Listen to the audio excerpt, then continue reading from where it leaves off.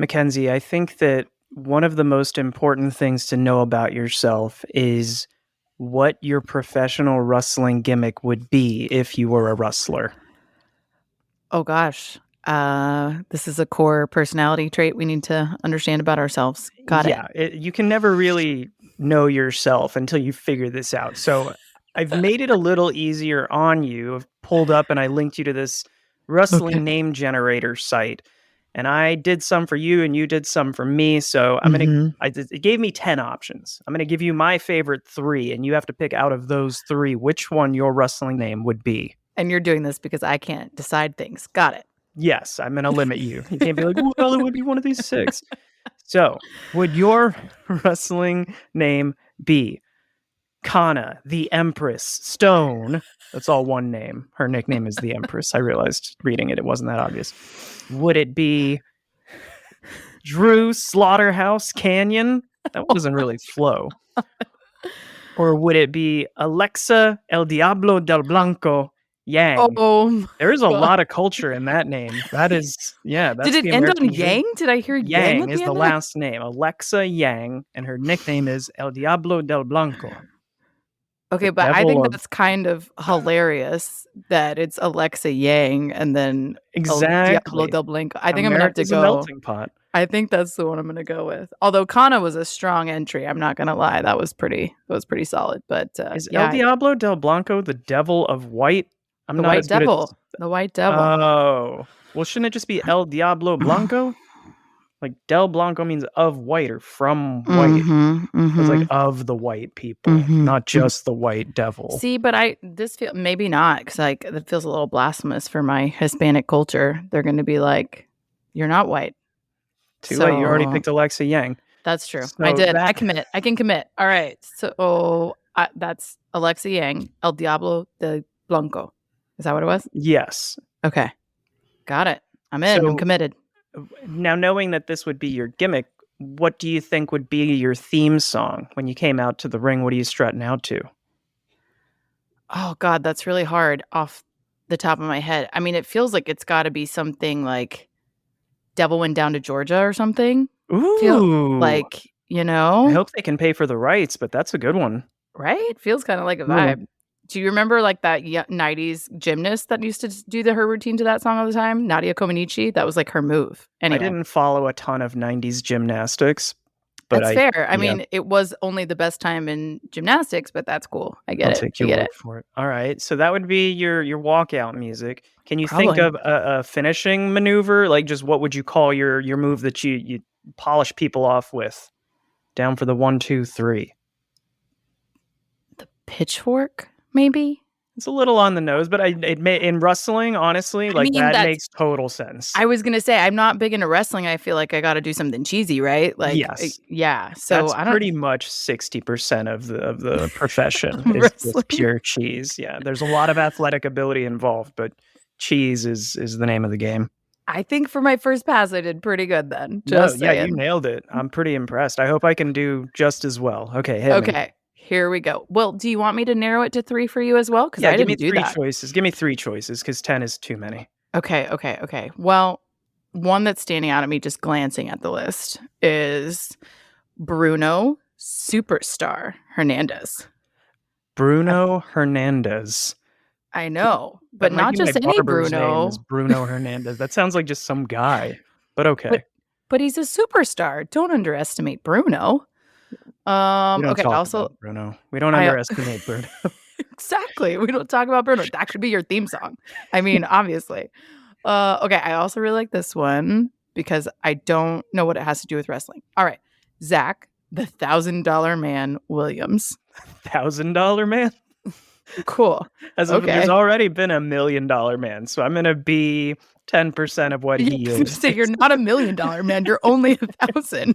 Wait, is it 10% or 1%? 1%. 1% of what Don't make he me is. math. It is after hours. I refuse. Yeah. Okay. None of so far, we're 0 for 2, but let's see what the third one is. Okay. Just to like get a little culture in here, let's do Sergey, top Ooh. dollar Volkov. Okay. That is a combination of I'm pretty sure 3 actual rustlers. Like, I think there's a person who Really? goes by Top Dollar. There's definitely been Volkovs, and I'm assuming there's been a Sergey something or another. But, oh my goodness, Do you out of want to those hear him 3. again? Bruno Superstar Hernandez, Yeah, Zach the $1,000 Man Williams, that's the and best name of the bunch. and then Sergey Top Dollar Volkov. I will say, like, the rest weren't that great. Those were the best ones. I'm still Like, looking at the list. Sergey Volkov is a badass name, but like, you think it's this, like, hardened person from Russia or somewhere like I was that gonna who's, say like, very made out of steel, Russian. but the nickname Top Dollar, just it makes me Yeah, the feel like he's a Sergey bad Volkov rapper. feels like Russian mob to me, and it's gonna fuck Yeah. you up. But the Top Dollar is not so much. You know what? I know that I hated it when I first heard it. I'm just gonna be the $1,000 man. I'll just be the $1,000 man. Really? Yeah. Wow, that's a choice. Okay, Zach the $1,000 Man Williams. All right, well then, what's your theme song? I would come out to "Save That Money" by Lil Dicky. Is that why you were like, Yeah. I had this song at the ready? Is what it was. Yeah, so I would come out to that because it's all about, pinching pennies. Okay, fair. I mean, yeah, he's the $1,000 man, not the $1,000,000 man. So we got pitch them pennies. Okay, but what about the move then? What's the move? The finishing move, I think I would call it. It's a long move title, so they'd have to shorten it into something. But I think the original move name would be called "Hit You Back on the First." It's a long name. Maybe we can abbreviate it like the letter, like HY. Like The budget themes are strong here. This is all what wrestling is. I'd be a terrible wrestler, but I could probably book a territory, no problem. For sure. They just wouldn't want to see you wrestle. Just put someone else in there. Put your shirt back on. Okay. Hey, you don't talk about my friend that way. That's rude.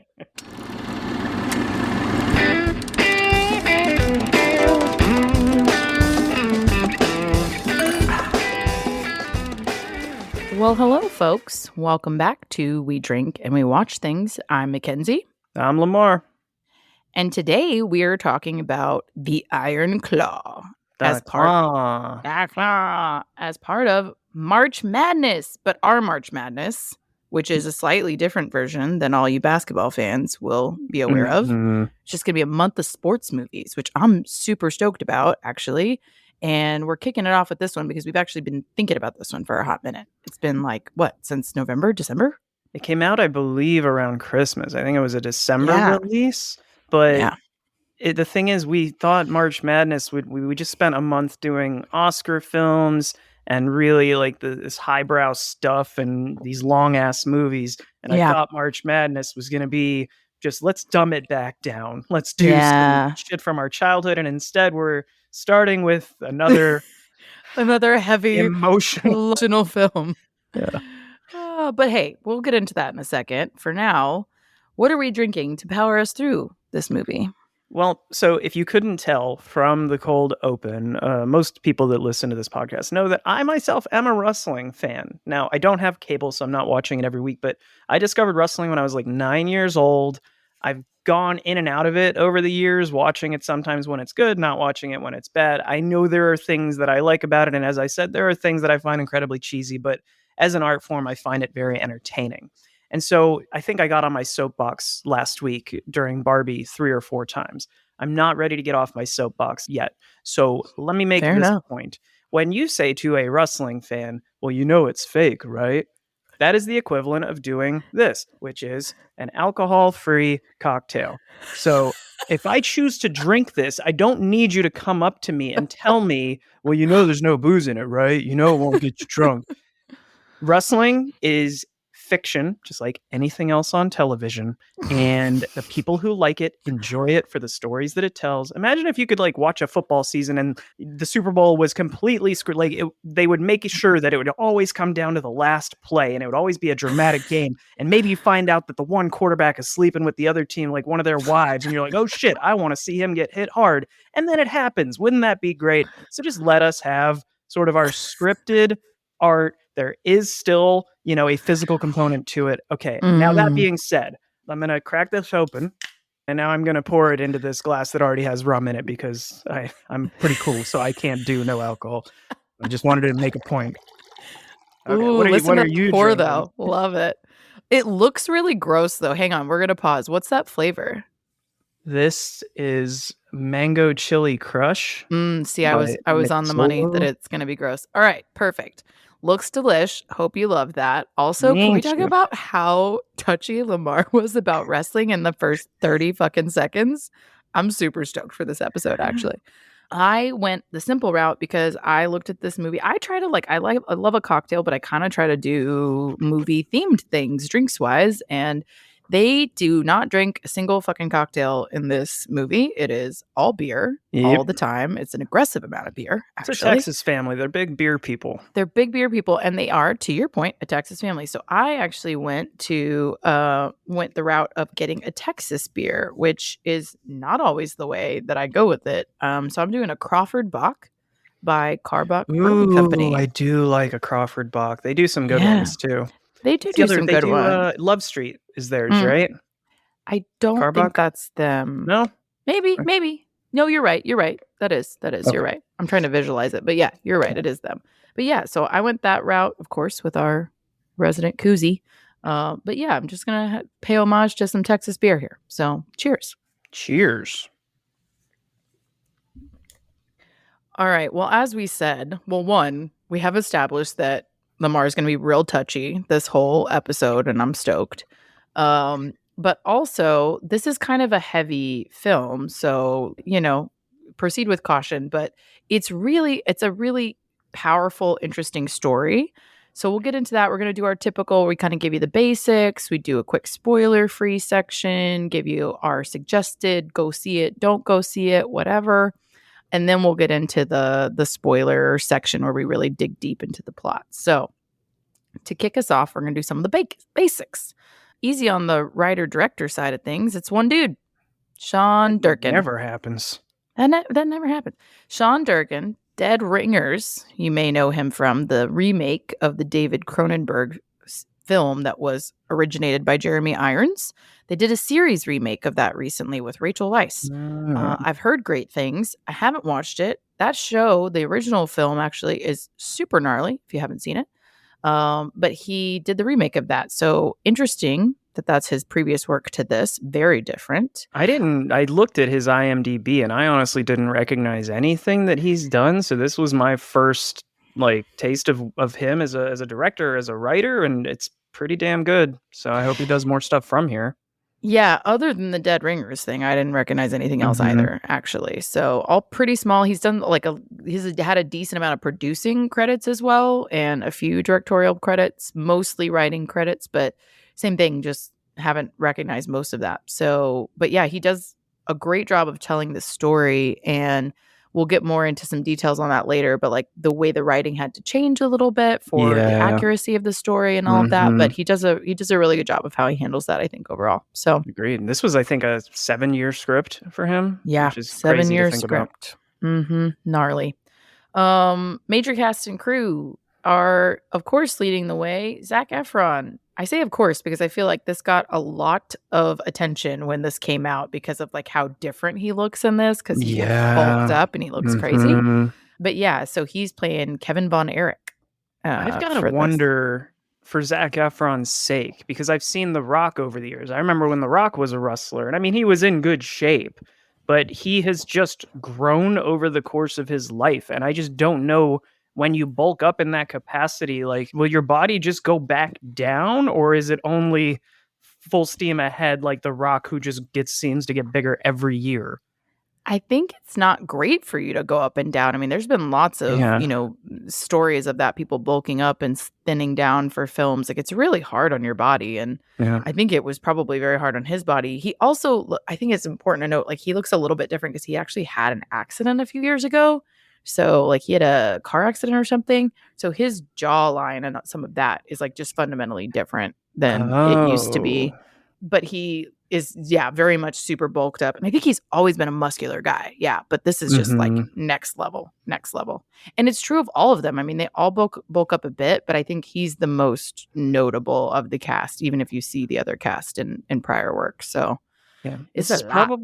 this is probably the most dramatic role I've ever seen him in. I know that he's done other dramatic roles. I Mhm. know Mhm. I always think of him as being more of a, Disney Channel and then into comedies and sort of Mhm. romance films, but I know he played Ted Bundy in a movie or series not Yeah. long ago. I didn't see that, but this is the most dramatic role I've seen him in, and I thought he was great. He did a really good job of, Ted Bundy also, actually, I will say. He does a really good job of this dramatic role, but he also did do Ted Bundy really well, which, is, of course, creepy and Yeah. terrifying. But he does a really good job at these dramatic turns that he's done. But yeah, I think he is maybe most well known for the comedy stuff, but he's, like High School Musical and all that kind of stuff. Mhm. But yeah, he's definitely done a couple heavy duty ones. He also did a musical. He did The Greatest Showman, Mhm. which he was really good in as well.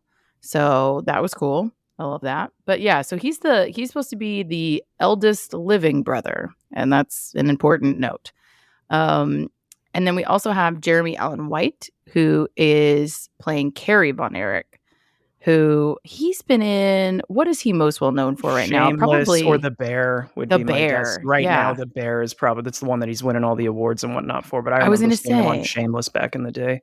Okay, okay. I actually never saw Shameless, and I meant I to didn't for a finish really it. long time. I saw the Mm, first 2 seasons maybe, I just didn't stick with it because I forget I think it was on Showtime or something, and I didn't have Showtime, so yeah, it was on Showtime, and I still have it. I could go back and watch it, but anyway, I've heard good things. So he's in it, and then we also have Harris Dickinson plays David Von Erich, and he's been in a few things. He's kind of blowing up lately, to be Mhm. honest. He Yep. and he's really good as well. He did most recently. I think you probably would know him from Triangle of Sadness. Yeah, I couldn't Is place it at first, but when I came home and looked it up, I was like, "Oh, that's where I remember him from," because he was really good in that. Yeah, he was really good in that. He also did Where the Crawdads Sing Mm. happened recently as well. And I think a couple years back he was in Maleficent. So yeah, he's done a few things. And then we have a couple others. Maura Tierney plays their mom, Doris Von Mhm. Erich. And then we have Holtz McElhenney, who plays Fritz Von Erich. And Stanley Simons or Simmons, I'm not sure, maybe Simons, it looks like, for Mike Von Erich, another brother. And then Lily James, who plays Pam, who marries Kevin. So she's the only, I think, really featured wife of the brothers who comes around a lot in the film. But most of them were married at various times. They don't even always show that. So there's definitely a slight discrepancy between real life and the film. But overall, those are your core cast of characters and core family members. Yeah, Uh, that's pretty much everybody who I would consider main cast. The only other one I wanna call out there for the cast and the crew actually is Chavo Guerrero Jr., who has been wrestling since, I think, the mid to late '90s, maybe even before mm, that in Mexico, but I remember watching him on TV when I was a kid. He's the nephew of the late Eddie Guerrero, who was one of my favorite wrestlers, and he actually not only has a bit part in this as an old school wrestler that, I don't even know if he has dialogue or not, but he trained all of the actors. So mm, the interviews and the publicity and the press that Zac Efron, Jeremy Allen White, all the other dudes did for this, they shouted him out of teaching them not just here's how to wrestle, like get in the ring and do the thing, mm-hmm, but here's how you play to the crowd and here is how you mm, get heat or a reaction kind of thing. And when you come out, like feeling the moments. So he had a big mm-hmm. hand in I think how accurate the wrestling components of this film feel. That's cool. Yeah. Well, that's exciting. I mean, I didn't know any of that backstory because again, I'm not huge into wrestling, but this was a really interesting kind of foray into that as this is a very famous family in wrestling. I mean, they're in Yeah. the Wrestling Hall of Fame now. And Hmm. I had never heard of this before this film, but this is pretty legendary in the wrestling world. So I'll give you guys a quick plot summary and then we'll dig into some quick review, which is this is a true story of the inseparable Von Erich brothers who made history in the intensely competitive world of professional wrestling in the early 1980s. Through tragedy and triumph under the shadow of their domineering father and coach, the brothers seek larger than life immortality on the biggest stage in sports. So, super interesting, pretty accurate summary, other than the biggest stage in sports. I have like a bone to pick with that, but okay. Other than that, Lamar would agree with them. The rest of us are like, huh? Anyway, But I feel like that about captures it. Anything else that's, No, I major? think that to me, and I guess we're moving into sort of our review section, our spoiler-free section of reviewing, but what I like about this is it doesn't feel like a wrestling movie. It feels really like a family. Granted, Mhm. the circumstances of the rest of this, it's not what I would call a family movie, but it's a story about a bunch of brothers. And it feels like a story of their growth and them trying to break into this industry. But it doesn't feel like necessarily just a wrestling movie as much as Yeah. what I would think if you told somebody that isn't a fan, oh, it's a movie about wrestling, they probably wouldn't want to watch this. But I think more people will end up enjoying this than think they will. For the class, have you seen Foxcatcher? Yes. Yeah. How would you say this compares in your view, like stylistically for a wrestling fan? Like, are you gonna like this one similar, better, worse? Like, as a fan. I honestly think you would like this one more because Foxcatcher is, correct me if I'm wrong, but that's collegiate or Olympic wrestling, like Greco-Roman style wrestling, which is, Yeah. that is actual unscripted, Mhm. just two people Yeah. grappling and whatnot. Whereas this one, it This is like really, the show of it all. yeah, it gives you a behind. That's what I like is it sort of gives you the business of it. It doesn't pretend that Yeah. it's all quote unquote real. Like, yes, they do get hurt. Yeah. Yes, there are injuries. Obviously, there is a predetermined finish, but there is a story that they're trying to tell. But I like that it lets you in within the first 20 minutes of them talking backstage. Like, I'm going to do this move, then you're going to do this, then we'll go to the finish. Mm. And, it gets into the backstage politicking of it all. Of Mhm. it's because it's predetermined, there can only be one person at the top, and you have to sort of Right. fight in the ring, but also fight backstage to protect your territory. So it's interesting to see that play out as well. Yeah, that's a really interesting perspective. And yeah, I mean, that was just the first one that came to mind as being wrestling adjacent. I don't know how many other films that I I could mean, think of that you are doing had The something similar, Wrestler but with Mickey Rourke, and that yeah, was fictional. That was not based on a true story, but right. I remember really liking that one, but it's been a while since I've seen it. Yeah. Yeah, and I mean, Foxcatcher is similar to this in that it's based on a true Mhm. story. So, yeah, that's interesting. I think for this, for me, again, just kind of flowing into the review bit, is it was a really well done story. I Yeah. mean, we'll get into like some of the changes they had to make to kind of make it work, but overall, it's a pretty accurate telling and it's beautifully acted and it's, I think, well shot. And you get to see, to your point, like some of the behind the scenes kind of stuff that you feel like Mhm. you wouldn't really know otherwise. And all that's pretty cool. I think the thing that's fair to say about it is that it's pretty heavy. I mean, Yeah. the whole thing is predicated on what is called the Von Erich family curse, like Yep. in real life. That's what it's called. And it's like a joke and it's not. You know what I mean? I had this Mhm. in my notes to say I didn't believe in curses per se, not in this way of I am cursed, whatever. Um, but man, this makes you second guess that and really think through whether or not that's possible because this family is just hit with one thing after another. And that's Mhm. truly what this film is. It is following the tragedy of this. And I think they even say in the summary like the triumph as well. Yeah. And there's definitely some triumph, but I think the pervasive feeling is the tragedy. Yeah, And and how much of it is kind of a self-fulfilling prophecy of just the patriarch of this family pushing his kids too hard to mhm, sort of fulfill the dreams that he never could on his own. I think yeah. that's something we'll talk about later, but it's wrestling for those who don't know. This version, professional wrestling, if you want to call it that, however you want to put it, the scripted wrestling Mhm. has a ton of tragic backstories. There's an entire series called Dark Side of the Ring, which is I think Huh. on Vice and it's on Hulu now.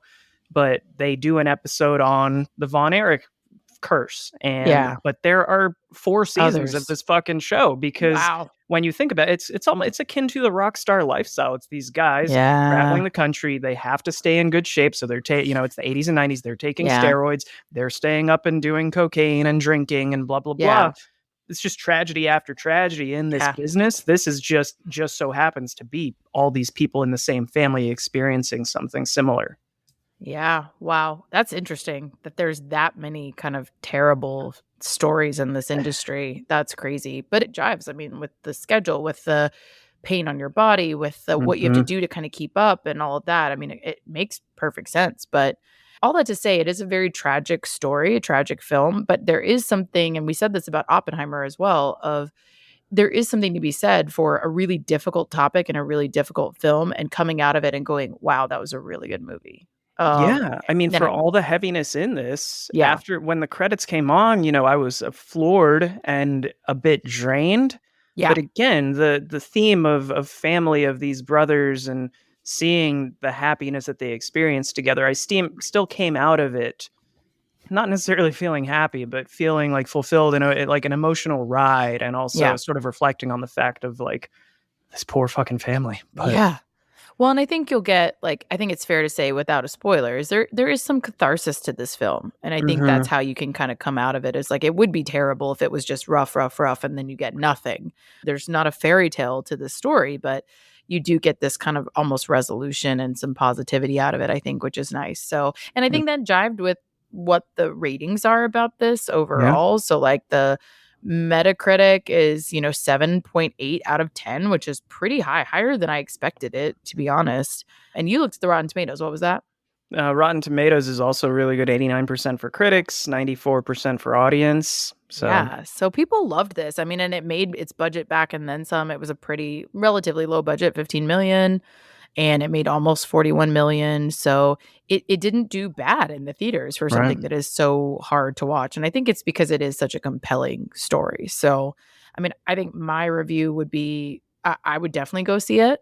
I think it's well worth seeing. And I think if I had to rate it, it would be in that range. It'd be like a 6.5 or a 7. Mhm. Um, and because it is very well done. But I will say, trigger warning to people who want to go see this film is that there are themes and depictions of suicide in this film. And so it is not to be taken lightly. And I do sort of wish that was more publicly available information prior to seeing this film because I do think it can be very triggering. So yeah, just a heads up that is part of this experience, but I do think it's very well done. What do you think? Yeah, I think if we haven't made it clear that when we've used the word tragedy probably like a dozen times already in the podcast, and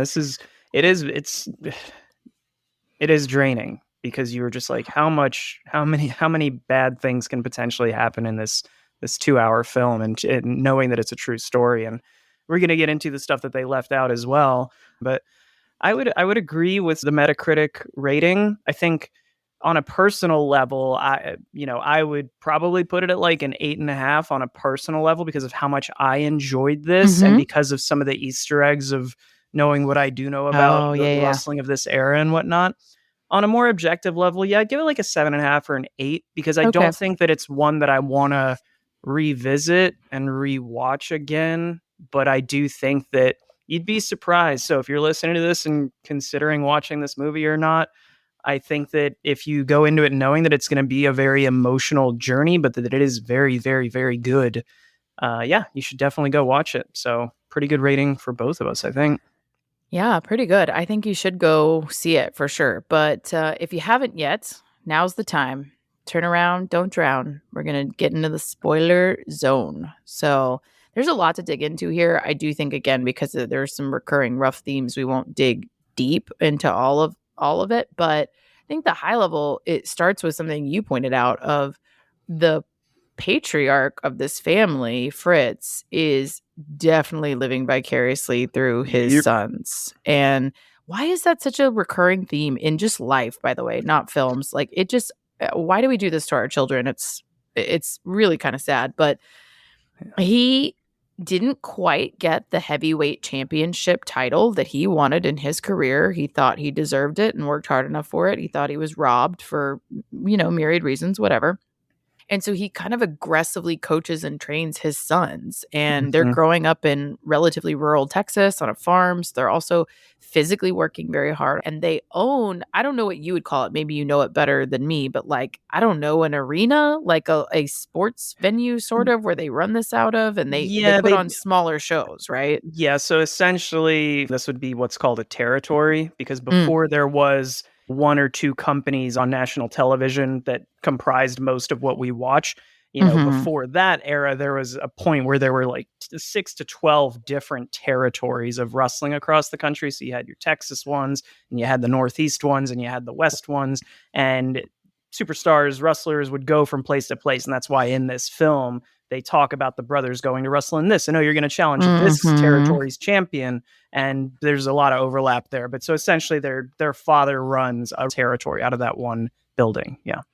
Okay, so that makes sense. And they're putting on these shows, and it is like local entertainment as well for, to your point, like people who are wrestling fans, and they're coming regionally to come see these things live, but they are broadcasting them, Mm-hmm. and working on the rights to broadcast those. So like that's a recurring theme as well during the film, where Fritz is like trying to get better and better broadcasting reach and rights, and trying to work with ESPN and all these things. So this is like they have dual priorities here. They have to run a familial farm that seems to be at least part of their income, but their real bread and butter is trying to build this dynasty in wrestling, I Yeah. think. And so, yeah, tragedy starts early for this family. Their eldest son, Jack Jr., dies from a shock and drowning incident when he's 6 years old. So he's actually the eldest son ahead of Kevin, who is the oldest living child. And that is Zac Efron's character. And we kind of see this whole story mostly through his lens, Yeah. which I think is a really good lens to see it through, because he's the only surviving brother by the end of this story. And they kind of allude to that at the very beginning. I don't think I'm giving anything too much away there, but he is telling you the story of his family's tragedy to some degree. Yeah, and they did consult the real life Kevin Von Erich on this. He's actually on that. If you do decide to go watch that Dark Side of the Ring episode afterward, he is interviewed in that extensively about talking about the events, not of this, of the real life scenario, but you can see the overlap. But he was consulted heavily on this film. I believe Zac Efron actually spent a lot of time with him, just sort of Yeah. getting a feel for his mannerisms and asking about the past and getting his take on these different things that happened. Yeah, and I read like that Kevin Von Erich felt that the film did the best it could, right? Like he Yeah. said there is stuff that's left out, and but it all made sense. Like it wasn't anything Mhm. that he thought was an insult per se. So I think overall it does a good job of telling the story. It goes into not quite a rivalry, but Kevin is kind of assumed to be the up and coming, first up and coming. They're all wrestling, they're all wrestlers, but he's assumed to be the next man up, so to speak, to Right. go after this championship and this title. And he gets passed over is a big Mhm. moment in this film for his younger brother, David. Yep. And that's a surprising moment for both of them. But what struck me, and you tell me, like, I thought you really saw, even though this family is a hard family to be in. It's a hard working family. There's a rough ask from you every day. The bond of brothers is really strong, Yeah. and it is pervasive throughout the film. And it's something that he says, Zac Efron's character, Kevin, says it. I think it's either at the very beginning or the very end, but he says, "I used to be a brother." That's at And the he, very end, and that as line hit me hard. it hits hard, it hits so hard because this is his major identifier, I think. Mhm. Wrestling is so important to them as a family, but emotionally, his first identifier is brother. And that becomes clear even when he's married later. You know what I mean? With Like kids of his with own. kids, like Yep. being a brother is his major responsibility. And you see him defer almost immediately to David. Like it hurts. You can tell that he's hurt. Mhm. But he's like, "All right, that's what we're doing now. Like you're up, kid, and we're gonna support you, and you're gonna do it, and I'm cheering for you." And to give I mean, Janelle agrees with me on this. After watching that documentary, just to give a little bit of insight here, the way that we read it, when they interview Kevin Von Erich about all the events that are confirmed, he says all these things happened. This movie and the documentary, according to all these other people that they've interviewed, it doesn't even do justice to how bad of a person Fritz Von Erich, the dad, was. Like, Mm. he not only was he sort of trying to live vicariously and forcing his kids and pushing them to get back in, like to push through injury, didn't turn a blind eye to different drug problems and whatnot. all that stuff. He even at one point tells Kevin in real life, you're too much of a coward to kill yourself, and basically put a gun in his hand. Like that actually happened. But Kevin in real life almost defends and I don't know if it's like a Stockholm. I don't want to, go out of my way to say something controversial, but it is shocking how How he much he defends his dad. excuses, Yeah. his dad's like misdeeds. It's interesting you say that because I didn't know the depth of his dad's misdeeds. I just sort of attributed it to this film, but I did hear that interview or a Mhm. snippet of it at least, read that interview of him being like, yeah, my dad was hard, but not, he was just trying Yeah. to make us our best and all this stuff. And it's like, it does feel a little Stockholm syndrome-y. Yeah. But I think it's also like, especially once you have moved on from the pain of something, you can make a lot of excuses for somebody, and if Yeah. you have forgiven them, it's just not beneficial to you to stir that Hold up. on to that. Yeah, yeah, yeah. I And hear you. that's just my assumption, because like if that's the level of basically abuse that he was putting on his family, like Kevin had to do a lot of work, is my assumption, to get over that. And that's crazy that he was able to reach that. If that, I mean, again, the suicide in his family of being pervasive, and his dad having a role in that, I mean, that's hard to Mhm. forgive. That's huge. Right. Yeah. I mean, I want to backtrack a little bit though, because even though we're already getting a little bit heavy, I wanted to pick up on something you said about Kevin's first family is his brothers. That's his primary family, even when he Mm-hmm. gets his own. And I believe it was Jeremy Allen White who, when he was being interviewed about this, again, they pointed out, as tragic as this was, he's like, that's not what it felt like while we were filming this and while we were delivering these lines of dialogue and hanging out with each other. He said, it just made me want brothers. He's like, I wish I had brothers when I was younger. Oh, And that's a cool takeaway from this, I think, in the midst of all the sadness. yeah, that is very sweet. And it makes sense because, again, it's this relentless support. I mean, you have this competitive nature behind what you're doing, and they are obviously all competitive guys. And the unfortunate coincidence of all being in wrestling means you're inevitably competing with each other. And they Yeah. had some differing interests, but overall, they're all involved in this sport in some way. And you're going to come up against each other. And it feels like they're genuinely willing to not just take a back seat, but just actively promote your success. And like, I Hmm. just think that's very familial brotherly love that I mean, once that's the decision, they're all behind it. And I love that for them. They're so sweet and kind and loving to each other, but they also experience a lot of loss as a result because the pressure is intense throughout, I on wanted them. to just, I'm sorry, but you said No, go pressure, ahead. and F this movie and this screenplay and Sean Durkin for that first 10 minutes of the movie where Fritz delivers that line of, well, everybody knows Carrie's my favorite, and then David, blah, blah, blah. And making me laugh at that first line of dialogue before I knew what was going to happen after that. Yeah. But then and doesn't he continue to say, he's like, but that The spot's rankings always can up. The change. Yeah, rankings like can it's change. Yeah. instilling this. And later in the movie, and after watching it, you realize, oh shit, that is just him pitting them against each other to win his attention and his Yeah. favor. Yeah.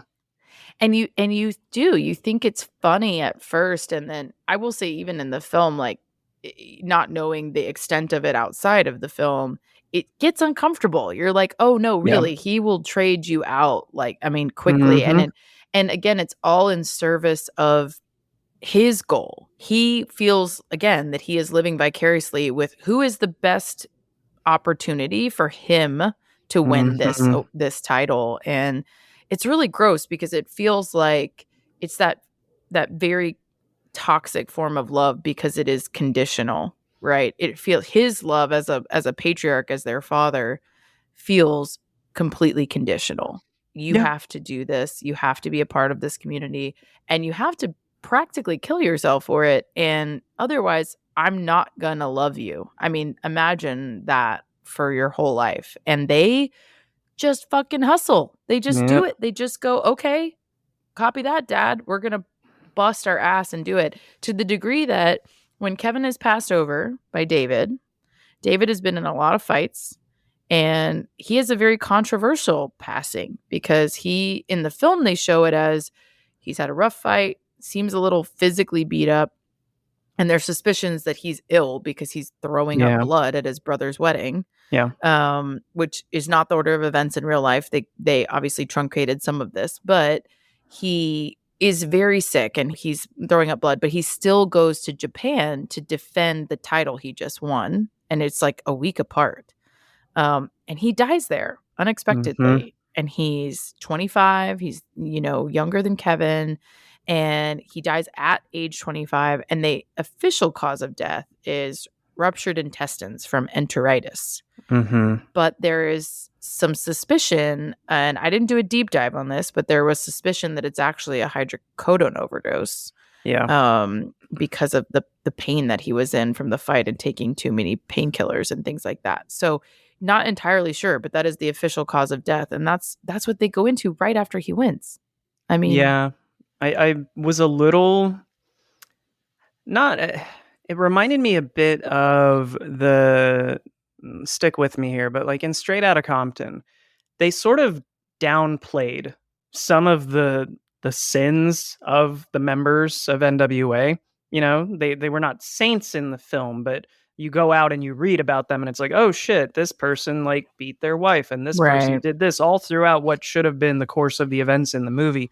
In this, I felt as though they did downplay some of that of the wrestling lifestyle. Like, they do show them Mhm. drinking, and I think at one point they showed just Jeremy Allen White, taking some Doing sort of pills or something like right. that, but I felt like they probably should have spent more time on that, because I think that adds to it of just how much it gets, not just their family turned a blind eye to it. They're supposed to be brothers, they're supposed to be taking care of each other, but they're sort of turning a blind eye to it. The business never seemed to care back then. Now there's a lot more strict drug policies and whatnot in the business to help people just fucking live longer and take care of Yeah. themselves and be healthy. But back then, didn't seem to matter. I wish they would have, I don't know, figured out a way to more organically include more of that, honestly. Yeah, it feels like there's a lot of that in this film, of these really tough moments that they're trying to make a little bit softer because of the volume of how Yeah. many hard moments there are. So like it makes sense and why you would try to make it easier. I also think that's just a film thing too. It's like when someone is a protagonist, and maybe even not just film, when somebody is supposed to be the protagonist of something, that then equals good guy. Right, and it's like, Right. that's not necessarily true. Just because they're the center of the story doesn't mean that they're wholly good or wholly bad. I mean, and that's true of the antagonists as well, right? Like, I'm sure there were good things about Fritz von Erich as a father that are overlooked here, or, Mhm. no, we don't get to deep dive on also, and I think that's just human nature, right? Like, nobody's all one thing, but it helps us follow the story as lay audience folks if we know who's a good guy and who's a bad guy. And I think that's how that happens. But again, I think this is something that it's so hard throughout that they had to just make it a little bit easier to get through. Yeah. Um, because we go from, I mean, a number of things happen. He met, and we glossed over his wedding, but Kevin meets Pam, who ends up being great for him and his family. She's And I not love I love her. I mean, I know she's based on a real person, right. but I also love her character and Yeah. Lily James' portrayal of her, because I like that she is straightforward. She knows what she wants, and she Yeah. is not fawning over him because he's a local celebrity and whatnot, but she is just telling him like how this is going to be. And Yeah. she She throughout just the goes for film, it. yeah, she is just a very strong character, and I like that about her. And she loves him, but she is Yeah. not going to bend Genuinely. over backwards and like overlook, like his family does, any shortcomings Hmm. that he might have. Yeah, she doesn't really give him a pass. I mean, we see Mhm. a few times where she supports him, to maybe an extreme degree when he's again kind of choosing his brother family over her and their child. But you get some subtext there of like he feels like he is cursed. Yeah. He's going through it in that process as well, and she's such a good partner to him, at least as she is displayed in this film. And she's like just as, like you said, a strong, assertive woman, but nurturing and forgiving and compassionate. She kind of holds all these things in one space at one time. And that's Yeah. really beautiful because the family hasn't really fully accepted her the way that you would expect. Mhm. And she just gives them a lot of grace, and she lets them come around, and she becomes a real anchor for them and the family. And she kind of like plays the long game in that way. She knows, hey, I love Kevin and I'm going to be here. And they're going to get used to that. And they do. And they lean on her, and it's really sweet and kind. And yeah, Lily James' performance is excellent, which by the way, as per usual, like I haven't seen her in a bad thing Mhm. yet, period. If you haven't seen her, the range on this girl, I mean, Mamma Mia, Cinderella, Guernsey, she's done a bunch of stuff recently that's escaping me, but anyway, she's really, really good. And she, yeah, does an incredible turn Yeah. here as well. I think I saw her first in Baby Driver, and I thought she was great in that. I Yeah. loved that movie.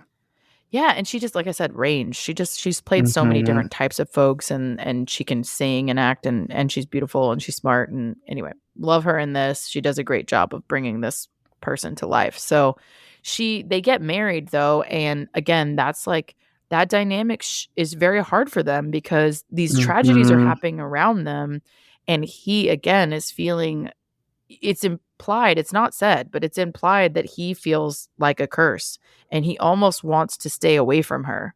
And when I think his eldest is really young, he really struggles with it in that moment of like, what if something happens to my kid, Yeah, what my, if I pass it on to them, the and it's curse? almost like he feels like it's contagious. And Yeah. they do that really well, and I'm struggling to remember exactly how, but they do that really well. It's not really with words, that's Mhm. shot in a way that you get all of that from just the action Of of him it. And sleeping in the gym and trying to stay yeah. away, and you're like, "Oh, are they having marital problems?" But whenever they talk, it doesn't seem that bad, but eventually she sort of is cracking under this pressure, and she gives him, I don't Yeah. know if it's an ultimatum, but she just gives him the business of like, "You need to be here. This I is your need you to be here. family. I Mhm. cannot do this by my," and that's when he sort of cracks and says that about, "I just don't wanna pass it on to my kids." Yeah, 100%. And it comes again, great performances on all sides. And but unfortunately, again, we lead into a lot more tragedy. There's more training. There's more like who's up next. I was gonna say, dude, Pile that up. that wedding is that's like the peak of the happiness in the film, and it is all downhill from there.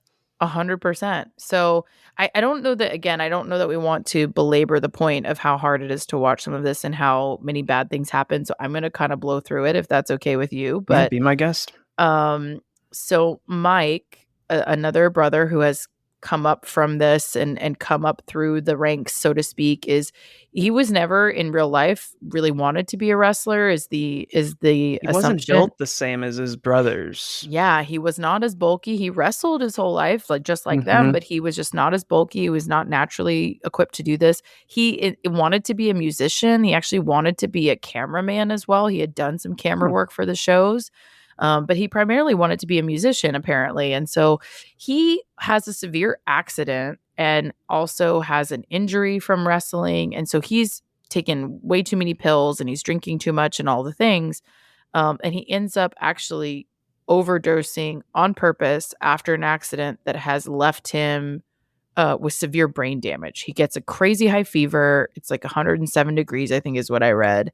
And he has severe brain damage as a result. And he is going to need care pretty much the rest of his life. And he is no longer able to play music, which is shown in the film to be his actual passion. Mhm. And so he purposely takes sleeping pills and alcohol and goes and sits, I think it's by a lake if I recall correctly, and just kills himself. Yeah.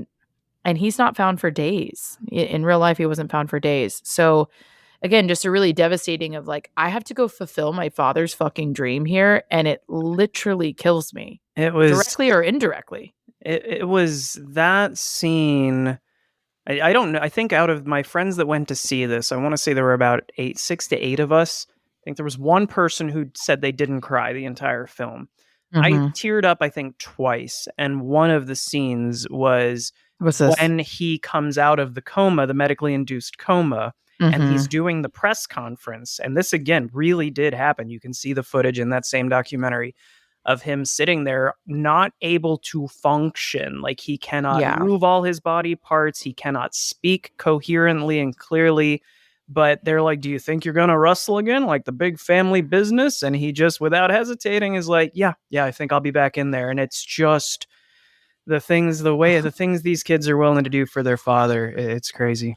And how innately fucking wired is it that you Yeah. are not even fully capable of speaking, really, and processing Mhm. information, but what you knew is that you had to say yes to that fucking question? Yep. Like, that is Yeah. so sad and also enraging in that same moment. And I was so devastated for him because like I would never promote by any means making this choice. I also wouldn't judge someone who made this choice, by the way.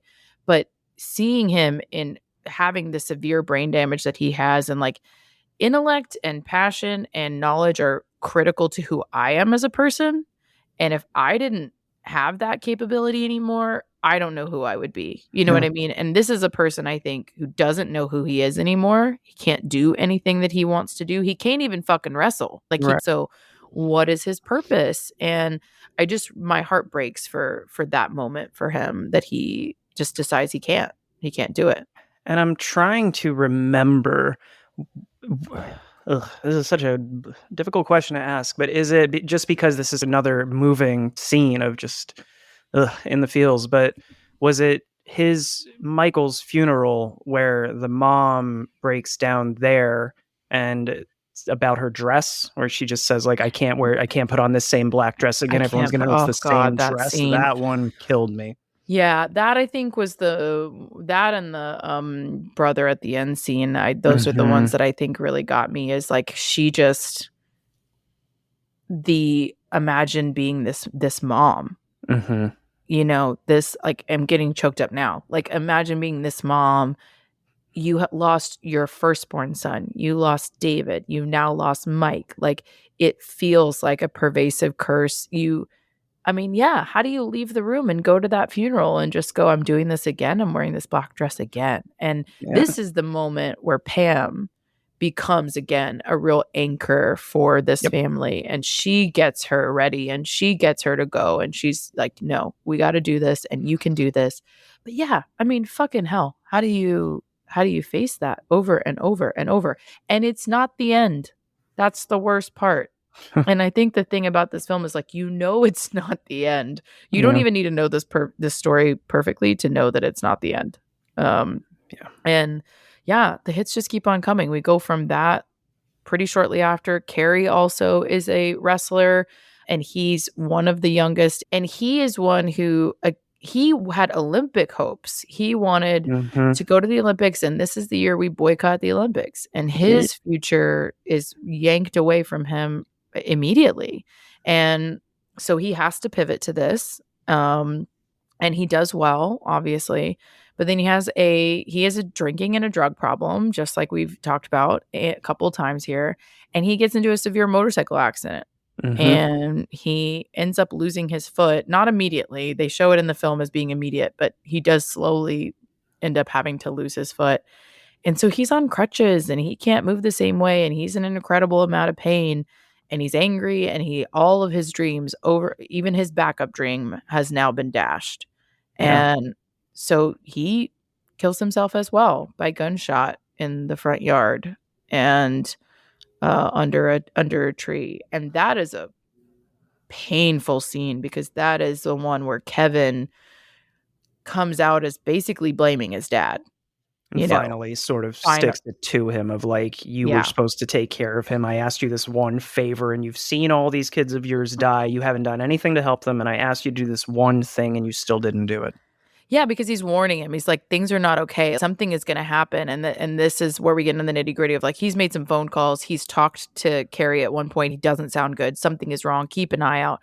And it's true. He gets access to this gun that he shouldn't have access to. People aren't paying attention to him.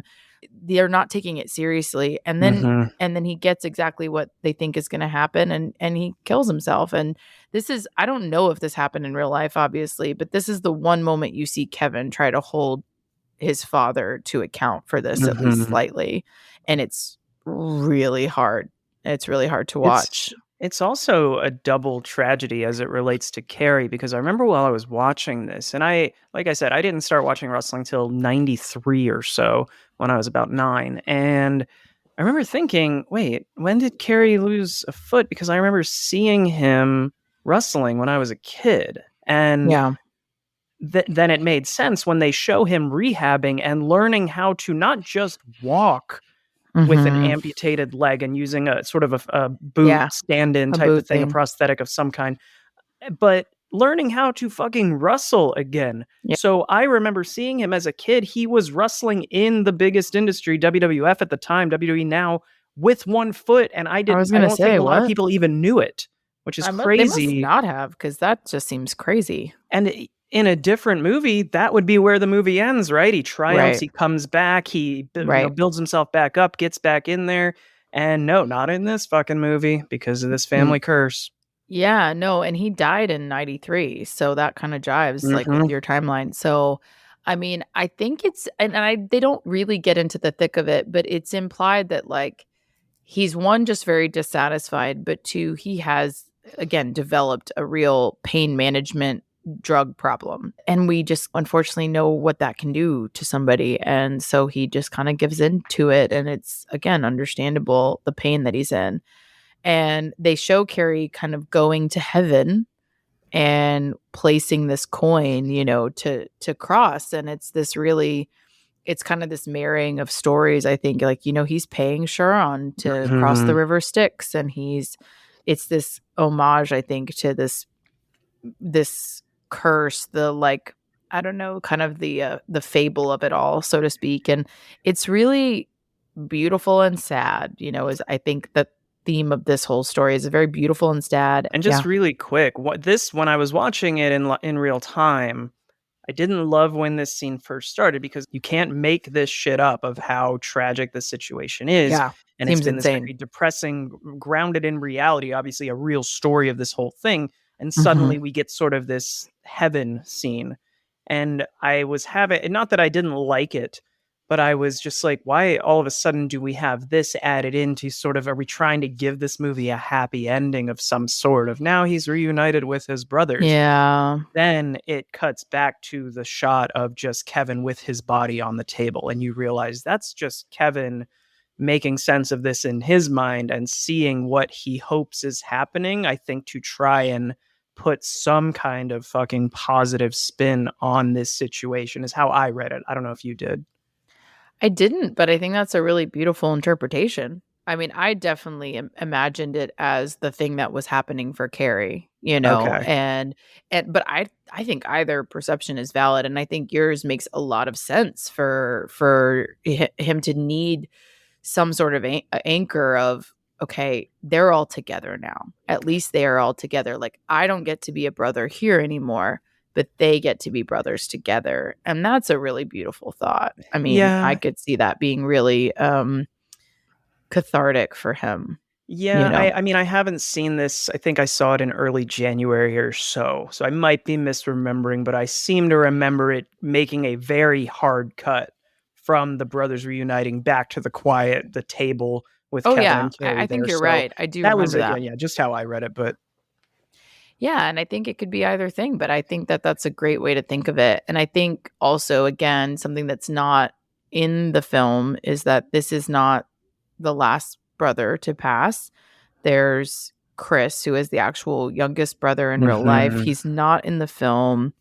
He does also pass by suicide. And that's also a gunshot. And that's not covered here. They get into Sean Durkin gets into in a couple of interviews of why he cut it. Again, to your point, he was writing this for 7 years. Mhm. He said Chris was in it for 5 of those years. And then he felt like he had to make a decision about the story of it all, where he's like, you are telling a true story, but you're also trying to just tell a story, a narrative story. And it's very hard to have that level. It's hard enough with how much we've seen, as we've Yeah. talked about to now. And he said he thought, I don't know that this movie would have gotten made with one more moment like that in this film. And so he did trim that. And that is, again, another really sad moment for them as a family, that they lose yet another brother. And so that's where I say with Kevin, it feels like this is the moment where he is really alone, and he Mhm. needs something to make him feel like there's a reason for that, and at least they're all together. And yeah, I think that's beautiful for him. He also, the other thing we shouldn't neglect to mention is that he has recommitted to his own family in this time. Over Yeah. the course of the years, he's refocused on his wife and his children, and he's still in the wrestling biz, and he still focuses on that, but he handles it differently, and he doesn't make it his sole focus, sole passion. He doesn't handle it like his father has, is what we see. And it seems, at least from what we see, to be a healthier relationship with it all. Um, Mhm. and again, I don't know if it's the very last frame, but it's toward the end where you see his big, beautiful family that he has been able Yeah. to cultivate, and that they are thriving to this day in their, still wrestling adjacent life, but it's been handled by his generation and going forward very differently. And so again, I think that the movie ends on this catharsis for him and for this family, even though by no means a happy ending, but definitely a resolution, I think. I think I was also, and I guess they symbolically showed us this, but I was hoping for more of a, again, it's based on a true story, so I was hoping for more of a comeuppance, I guess, for a reckoning for Fritz, aside from Ugh. that moment where Yeah. Kevin is holding him down and he realizes, oh, my son could kill me in this moment, but he doesn't do it, obviously. But I guess they do symbolically show it when Doris and Fritz are sitting. Then I think he asks what's for dinner, and she's like, "I didn't make anything," like, Yeah. and kind of walks out on him. So in real life, they actually did divorce. So she had Yeah. stayed with him through all of this and all of this death. But I guess at some point she hit a breaking point, which good for her, and she left him. And I think, there's so many breaking points you could point to, but Sure. in the film, they do a good job of making it feel like it's Carrie. Mhm.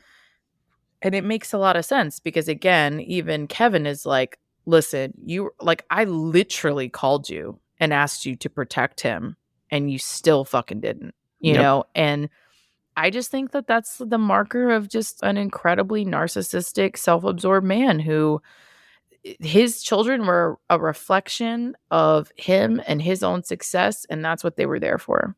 And Yeah. it doesn't seem like they were there for much of anything else. And it's really pathetic, honestly, that your life can't amount to more on your own. And I don't feel a lot of sympathy for him that he was left as a result of this. And I hope that he learned at some point something from this, but he ended up passing away from brain and lung cancer at 68. Mhm. Not like anything really super brutal, but only a handful of years after his son, Carrie, dies. So 93, his son Carrie dies, and then he dies in 97. And so, I mean, if you want to feel even less sympathy for this guy than we already do, know that he said yes to, I don't know if it was his idea or if he just said yes to this, but he in the 50s, when he was a wrestler, he played a Nazi character. He was okay with portraying a Nazi just to get over as a bad guy and to have the audience hate him. So you can say different time whatever the hell you want, but still this guy 10 years after World War II was like, "You know what I'll do? I will take these people that the entire fucking world hates just so I can get paid," essentially. Some people will tell you that that's where the curse originated because he did this terrible fucking thing that then from then on his family was cursed. And I don't buy into that, but just know that that's out there. I do think karma's a bitch. You know what I mean? Like, Yeah. honestly, I do believe truly in karma. And I don't believe, obviously, his family deserved to suffer for any of his decisions. I was going to say, it But, feels like if it was karma, he would have been more affected by this, and he didn't seem to give a shit. but that's the thing is, like, I don't know. I hope, I don't know. There's no way to know. But Hmm. I would hope that this tormented him, Yeah. Yeah. deep down. There's no way to know. But I think, again, just to end on a positive note, I think Kevin comes out of this strong and the strongest that you can from this, and having had these cathartic experiences and having his own family, really blossom into this beautiful thing. And for whatever reason, he's found a way to cope. I mean, to your point Yeah. in his interviews, that's great for him. And I wish this person who's been through all this nothing but peace. So Yep. I'm here for it. Yeah. Well, I mean, it is really hard to segue out of the real life story and the story in the film into other things, but just to get us away from some of that heaviness, was there anything else, from a filmmaking perspective that you enjoyed here? Because for me personally, I think the soundtrack, I thought it was so Mhm. like evocative of the time and place where this is. If you were to tell me, like, just Texas in the 80s and 70s, like all the music, you got some Rush in there, some John Denver, some Tom Petty. So I think the music that they selected for the soundtrack here really does hit home and plays well. Oh yeah, I love the soundtrack. I totally agree. It's a healthy mix. I like the homage to like 80s Texas. I mean, I'm born and raised in Texas. I wasn't alive when this film started, but I was, shortly thereafter here and around abouts. And definitely, some of that just feels familiar. So there's some of that just feels a little bit like home. And even though I wasn't big into this community or big into wrestling, I appreciate most sports in some form, especially as I get into them and watch them more. So this does, to your point, feel like a sports arts combo, which is kind of fascinating to me. And makes me more interested in it a little bit. I will say, like, just something I haven't really found much interest in. And they did such a good job that I was like, this is intriguing. You can come to my buddy's WrestleMania party in April. We'll have you. We'll have you. Oh my gosh. All right. I'm officially a WrestleMania fan. Got it. All right. Well, I mean, all that to say, I think this was a beautiful film. It was very well done. I do think it's worth a watch. Again, keeping in mind trigger warnings and things. Yeah. And if you're not up for that, completely understand. But if you are and you want to give it a shot, I think it's worth a watch. I think, to your point, I wouldn't go back and rewatch it over and over, but I think it's a good piece of filmmaking.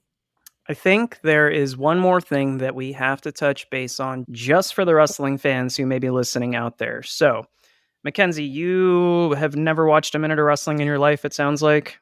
I mean, like in the background at a, maybe a party or whatever. Like, I don't really know anything about it. I know The Rock. I know the, like, let's get it on. I know the 90s passing phrases that you I think Let's Get It On is a Marvin Gaye song, but... Okay, whatever. I don't know. You know what I'm talking about, though. Is it Barry White or Marvin? Either way. Okay, I have to call this out for the wrestling fans out there. So, Mackenzie, all I'm going to do is I'm going to say a single word, and I just want you to repeat what you hear, okay? Best as you can. I'm going to back away from my mic. You might need to do the same, but just repeat after me, okay? You ready? Oh, my God. Okay. Woo! Woo! You just did a better Ric Flair impression than the fucking actor they paid in this movie to play Ric Flair. That is the biggest thorn. I didn't even think about this when I gave my rating, but if I took half a point off there in my 7.5, it's because half a point is this. He's the main, Fritz is obviously the antagonist of this film and in real life. But as far as the wrestling storylines go, he's built up as this big boss, and you're waiting throughout the movie to see him. And when he finally shows up, he is nothing like the real life Ric Flair. They found one guy who couldn't do a good woo. I don't get it. Wow. Interesting. Well, that was a fascinating exercise. I also thought he was pretty mediocre. I didn't know the background, but I was like, who is this guy? Yeah, dude. I will say the Harley, and again, this is before my time, but Harley Race, the guy who they're fighting in the first few matches for the title, like the different brothers, he is the actor who played him I don't know if he already looks like that or if he got his body into You're like, is it him? He's about 20 to 30 pounds heavier than what a dad bod should be, but that's how Harley Race looked. Like, they were not, jacked up dudes aside from the Von Erichs back then. It was a lot of just sort of paunchy guys or just really tall guys who happened to like wrestling, Interesting. Yeah. All right. Well, good. Hey, I learned a lot this week, I feel like. So I'm here for it. I will say our sports month, aka March Madness, is going to continue next week with what is my wheelhouse, one of my wheelhouses with regard to sports, which is baseball. Our baseball entry is going to be A League of Their Own. I was the tie-breaking vote, so sorry, not sorry. Super excited to talk about it. But for now, go have a drink and watch a thing. Cheers. Cheers.